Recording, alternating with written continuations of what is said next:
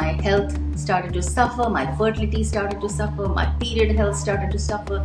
Everything that we're going to be talking about today, hopefully, all that started to suffer. And then I took a nosedive, everything took a nosedive, because we are the ones that uphold the health of our family, the health of our community, the health of the planet. So when we are unhappy, everything around us collapses, everything around us hits ground zero. So we have that additional responsibility to take care of ourselves. And Ayurvedic practitioner, alternative and holistic health expert. Our guest today on the Settle or Be Better podcast is Salila, who helps women all over the world awaken the inner Ayurveda goddess, and is going to be talking to us about women's health and Ayurveda. So welcome Salila, and over to you. Why don't you begin by telling us a little bit about your personal health and well-being story and your current work? Thank you for having me over, Sakshi. It's such a pleasure to share what I'm so passionate about. We women really have to take extra care of ourselves because we hold our families, our communities. In fact, we hold the health of the planet in our hands because we are the true nurturers. We naturally are caring, nurturing, disciplined, and we want to make sure that when we leave the earth much more abundant and green and much more useful to the next generations. This is already packaged inside of us. We come with this iOS. This is our software that is native to us. So this is what we need to do. We need to have self-care practices that make us healthy. And my journey towards health was going the complete opposite, the swing of the pendulum, being completely unhealthy, trying to live a very, very Western influenced, modern influenced lifestyle. I was a dietitian. In spite of that, I was living in such a way which was completely at odds with my traditional upbringing in an Ayurvedic lineage. And obviously, whatever we are very familiar with, we have contempt for. And we have a history of colonization, which makes it even more complicated. So when I became an adult, I said no, thank you to all that, and moved away and started living in my own way, and soon realized that my health started to suffer, my fertility started to suffer, my period health started to suffer. Everything that we're going to be talking about today, hopefully, all that started to suffer. And then I took a nosedive, everything took a nosedive, because we are the ones that uphold the health of our family, the health of our community, the health of the planet. So when we are unhappy, everything around us collapses, everything around us hits ground zero. So we have that additional responsibility to take care of ourselves. And when I returned home to India after my stint in America, living any which way I wanted to live, eating burgers and fried chicken and all that, right? No, there's no problem in indulging, so I would indulge. There's no problem in going for boot camps, so I would go for boot camps till I nearly wanted to throw up. But none of that kept me healthy. None of that gave me my ideal weight. None of that made my skin luminous. None of that gave me a calm, peaceful mind. All that just made me more and more anxious. So when I came to India and I did my Panchakarma, I went back to Ayurveda. That's when everything kind of fell into place, like within a matter of 3 weeks. And I was like, wow, if this is how powerful Ayurveda is, I want to tell about this to the whole world. I want every woman to sit up and listen to me. That started my purpose. That started my journey. Amazing. That's really beautiful. Well said. Like you said, that how women's health is so important, and it's not just about you, but how it actually affects the people around you, your loved ones and your family, right? In a major way, even though we don't notice it. So it was amazing. Thank you for sharing that. And we are so glad to have you here today to get more clarity on the things that we can do for our good health and through the lens of Ayurveda. So thank you so much for being here today. And I can't wait to dive deep into our episode today.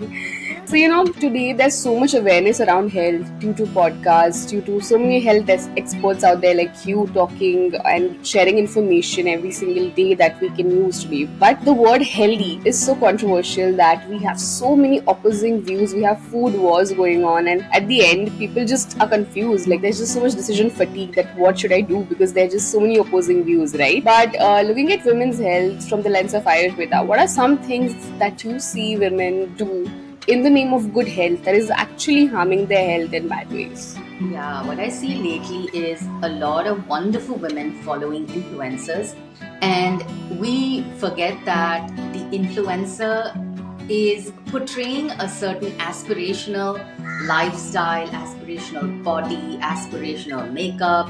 She is doing that to increase her following, and I do that, and you do that. But what we must use as our discernment is that this influencer has a certain body type, and in Ayurveda, we have that body type, a Vata body type, who is skinny, who's not going to gain weight no matter what she eats, a Pitta body type, who's very athletic, she's going to develop muscles even if she works out, let's say, 30 minutes a day. A Kapha body type, who's going to, as soon as she eats a burger, it's going straight to her hips. No matter how much she works out, no matter what crazy, hit workouts she does, or what kind of, I don't even remember the names of half the things now because I've erased them from my memory. So when we, as these distinct body types and then these mixtures and composites of these body types, look at this influencer online and then say, oh my god, I wish I had her body, I wish I had her lifestyle. So what I see is that we follow these influencers online who have this certain aspirational lifestyle, body, look, skin, makeup, and then we want to replicate that exactly without understanding that we come from a completely different body type, we come from a completely different ancestral diet that we've eaten growing up. We have a certain metabolic level, we have a certain metabolic rate, and then we want to recreate that. I have clients who will send me videos, reels, very famous people online and say, this is her exact diet and I am going to do her exact diet. What do you think? And I said, don't do it. Look at her body type and look at your body type. It's not going to work for you. So if XYZ is waking up and eating 5 almonds and not having her breakfast till 10 in the morning, or she's having monk sprouts for breakfast, and you have a kapha body type and you wake up with a sluggish digestion and you're going to do that, it's going to backfire and you're not going to end up looking like her or feeling like her. So this whole thing on social media, what we do, harms us so badly. 90% of women who come to me for consultations, they come because they are following some XYZ's breakfast salad or breakfast porridge or something, and they have harmed their body. That's very true. Like you said, that today we have so many of these influencers that we try to follow who probably don't even have a background of medical, or they don't have the right research content, and we just fall into this trap because we feel like what's working out for her might work out for me, and we forget how different our bodies are, how different our biology is, and what might really work for us, right? So that's very true. And like you just mentioned about body types in Ayurveda, like the Kapha, Pitta, all of those things, we've heard that so much. I'm sure that you must have recently heard this doctor talk on Instagram that became very viral. You can choose not to answer this, but talking about exactly this concept in Ayurveda and how Ayurveda is a pseudoscience. What is your take on that? Because a lot of people, I've actually just heard him talk so strongly about it that it doesn't work. It's just that you are thinking about it, and that's why it's happening out for you, but there's no real evidence or there's no real research that Ayurveda is real science or it works for you. So what is your view on that? It's unfortunate when very educated people find themselves fit to comment on something without really studying it. So if I pick up a French romance novel from 16th century and start taking it apart without even knowing basic French, I'd be the fool, right? I'd be the idiot in the room, because it's like, hey, do you even know Comment allez-vous? You don't even know that, and then you are talking about French romance from 16th century, right? Similarly, these people who comment on Ayurveda and pass these judgments and pronouncements, they don't have even an 8th grade level understanding of Ayurveda. Ayurveda is basically physics. It's basic elementary physics. Inertia, motion, it's basic physics. If you understand basic physics from class 4th, you will understand Ayurveda, because it's written in such a way, all of Vedic wisdom is written in such a way that it should be accessible to everybody. Even children understand Ayurveda when you explain it to them. But it's our PhDs and educated people who have this thick wool of colonial, these blind coverings on their eyes, They're not able to look past their bias. Bias is strong, bias is real, bias exists. In any civilization, if the people from that civilization start to badmouth their own heritage, there's something wrong. A monkey is not going to look back at its mom and say, "Mom, you suck." Only a monkey that has been turned against its own mother will say, "Mom, you suck. I'm going to go live with that chimp family," right? Similarly, we've all been conditioned and turned against our own mother wisdom. And these people shamelessly, openly wear their bias as if it's a crown to wear.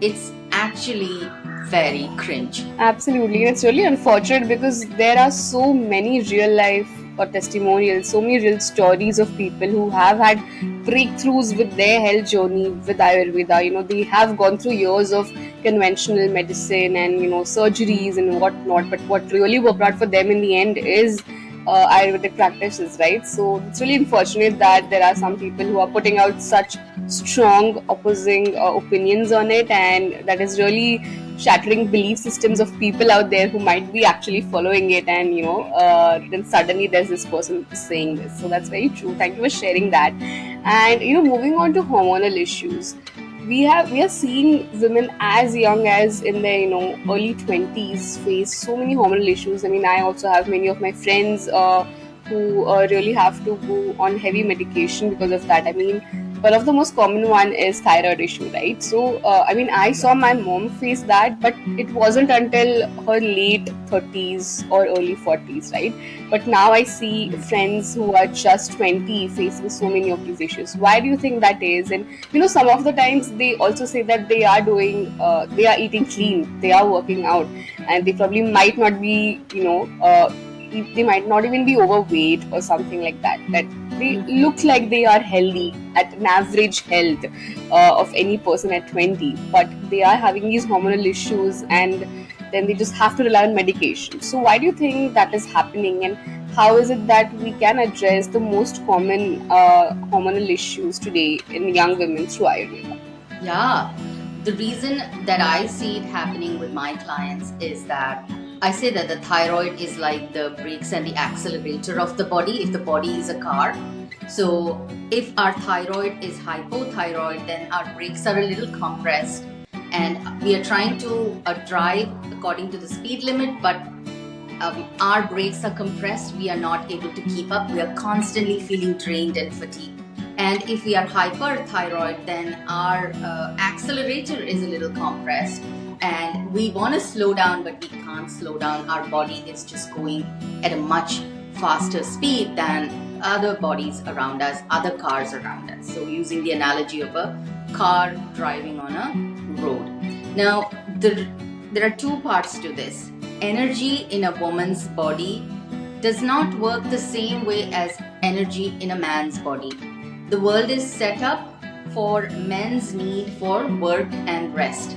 The world is not set up for the feminine need for work and rest. Every 90 minutes, we have a uptick in our energy and a downtick in our energy. Every 90 minutes, all of us have that. About 90 minutes. Some of us more, some of us less, shorter cycles. But our energy is going in a cyclical manner every day, 24 hours. Now, for us women, on top of that, we also have our period time, our monthly energy cycle, right? The infradian rhythm of our energy, right? Now, what happens is none of these lovely, gorgeous, healthy looking women, how many of us are actually retreating when we have our period? How many of us are pushing ourselves to the limits when we have our periods? We are all getting up and going to work and taking a new project, and we are out there presenting and jumping on a jet plane and going and saying, "I'll do this because I'm a woman," whatever, right? I'm not going to stop myself because I have periods, right? Then the second major aspect of this is sleep, right? We are not sleeping on time. We are all scrolling on the internet or on social media. We barely get 6 hours of sleep. So even though we have lovely made up faces and bodies that look fit, we're really not giving our body adequate rest. So then our energy cycles go out for a toss. So this is how we destroy our health. One, we're not getting enough sleep. Two, we are not respecting our body's unique energy needs. When we don't do these two, then our insulin issues start popping up. The food we eat, the way we digest, the amount of insulin that gets pumped into our blood all starts to go haywire. This is a feedback loop. It makes everything more worse, and then at the end of the day, we are like fatigued and tired, and we're like, what's going wrong with me? I have all these hormonal issues, I'm losing hair, I'm putting on weight in all the odd places, I'm at the gym, I'm working out like crazy, but it's making absolutely no dent in my health. Sounds familiar, right? Right, absolutely. That makes so much sense and beautifully explained how women's energy is designed and how it works, right? So that was amazing. Thank you for sharing that. I can relate big time because I remember when I was younger, when I just got my period, and I used to be so upset that I can't do the same things with so much energy that I can do on normal days. And I would actually push myself that I can go to play the sport, I can go to my dance class, even if it hurts because it's nothing.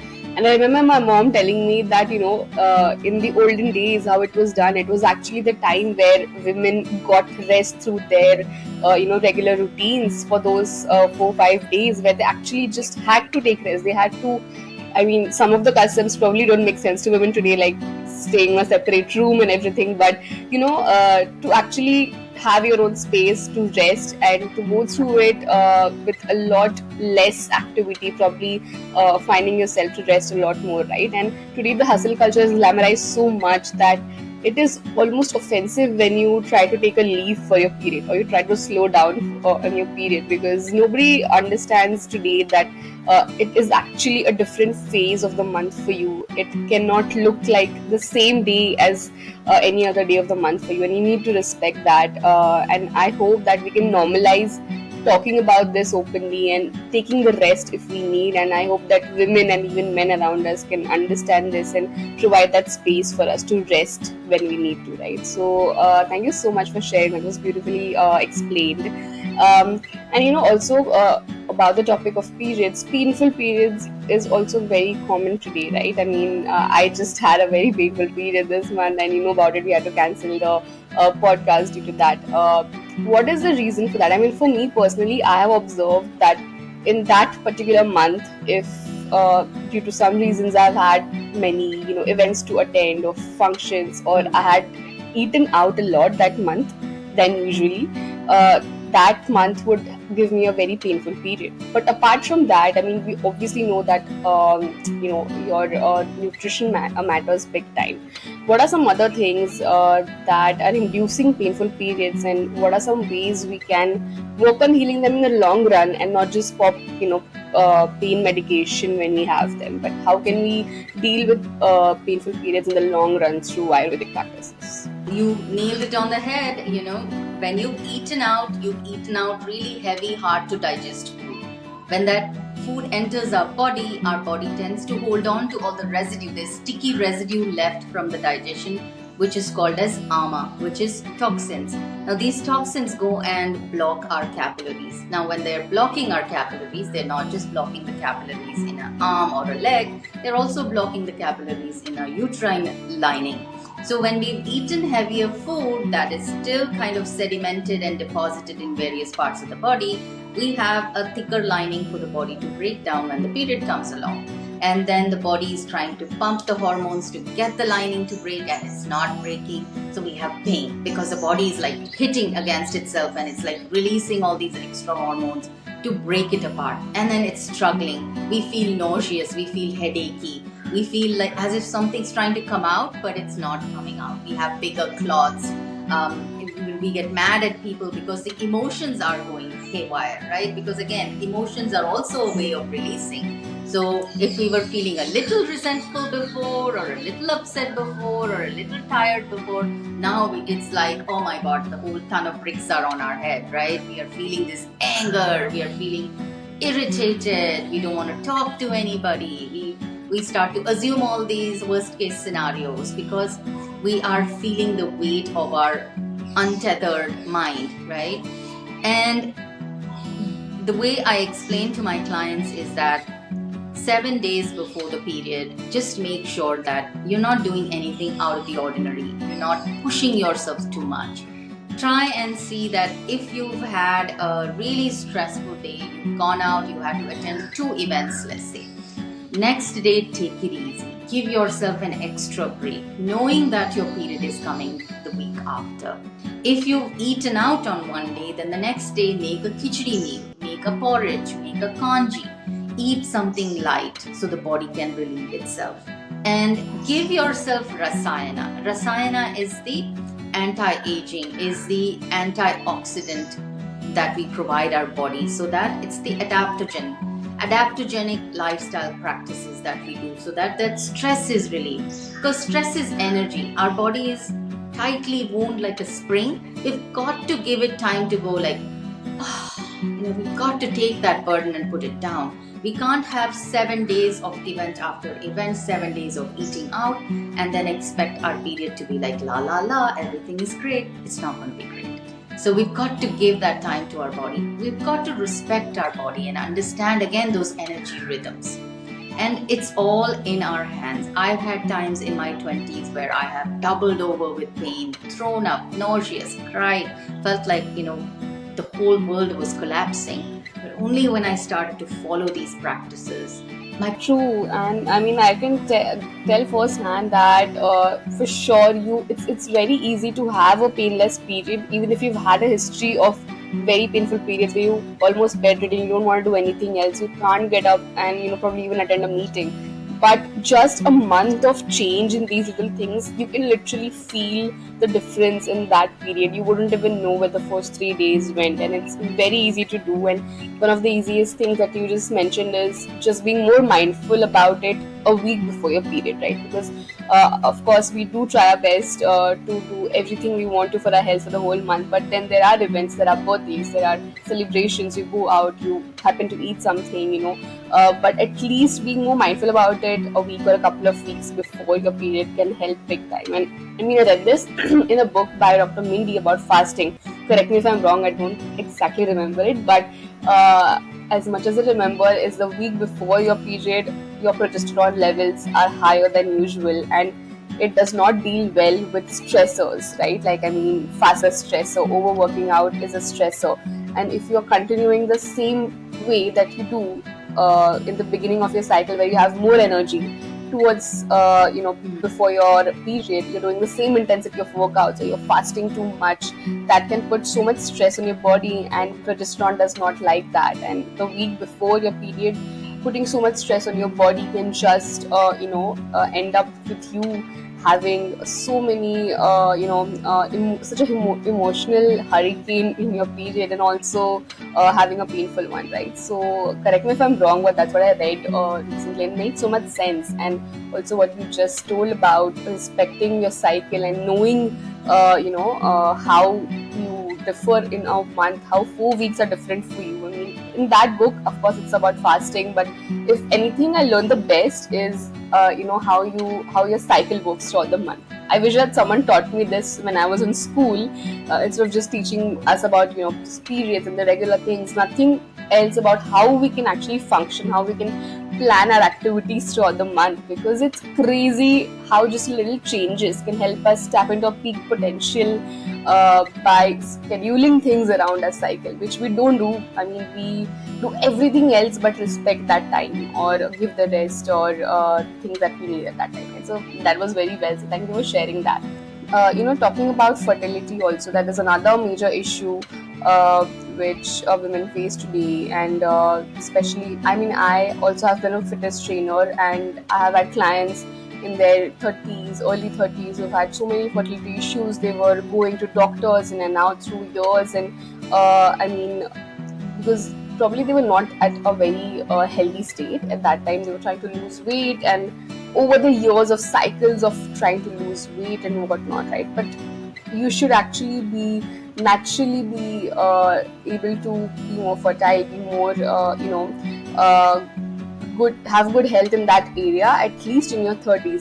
That's what you would expect, right? So what is your take on that, and how can we boost our fertility, and what are some fertility boosting practices or foods that we should know about? When our period health is uh, back on track, when we are confident that our periods are normal, the cycles are at least 28 days apart, and it is not so painful that we are relying on medication or taking a break from work or studies, and we can see the discharge changing over the cycle, where during our most fertile period our discharge becomes this egg white and really slimy and stretchy, and we naturally have libido. We have joy, we have happiness, we are frisky, we are playful around that time, we are outgoing, we would rather think positive than negative.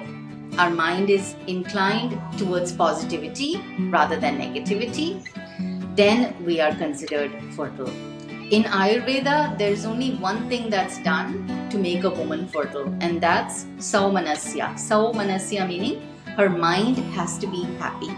When we are happy, it means we are going to be fertile, because it means we are rested, our food is digested, that extra ama, that undigested food, that stuff that's blocking the capillaries from our brain to our uterus is not happening. Our body is free flowing, everything is flowing, we are feeling playful, our elimination is happening on time. So periods are also eliminating perfectly all right. So Saumanasya, happiness. If at the thought of connecting with your partner and having a child is making us happy, we are naturally fertile. If we are looking at it like a chore and going about it, we are not fertile. It's not going to implant. And resting, digesting plays a huge role. The adaptogens are stress relieving and they play secondary role. The main basis is resting, digesting. So eating foods that work for our body, making sure we are respecting our energy cycles that we talked about before.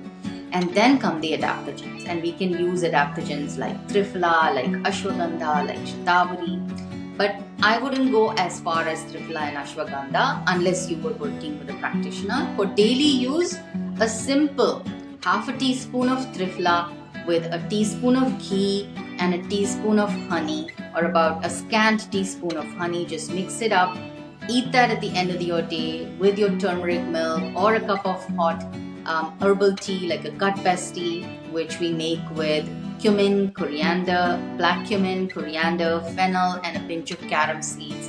Drink that throughout the days. And that was beautifully said. I mean, who would have thought it would take as little as a happy mind to actually have good fertility, right? I mean, that's just amazing. And amazing to mention the adaptogens, because today you would see every other influencer talk about adaptogens and ashwagandha and shatavari. Shatavari is something I have also known because my mom also talked about and she used to consume it. But just a question about Triphala is that it is also a known aborticin, if I'm not wrong. So how does that affect our fertility? Otherwise, I mean, if we aren't pregnant, but is too much of it? What is too much of it, and can it harm our fertility also to some extent? Beautiful. That was a lovely message, and I hope that we can all be more intuitive and really learn more about the healing energies that we possess, each one of us. And thank you so much for being here today. And for the ones who don't already follow you, there'll be a link in the description below. You can reach out to you, learn a lot more from you, because you share so much information on your Instagram every single day, and so many of these little tidbits that we can learn from. So thank you so much for putting the information out there, and people can reach out to you and probably learn from you, or have a one-on-one with you in some way, and go through their healing journey. Thank you so much once again for being here today.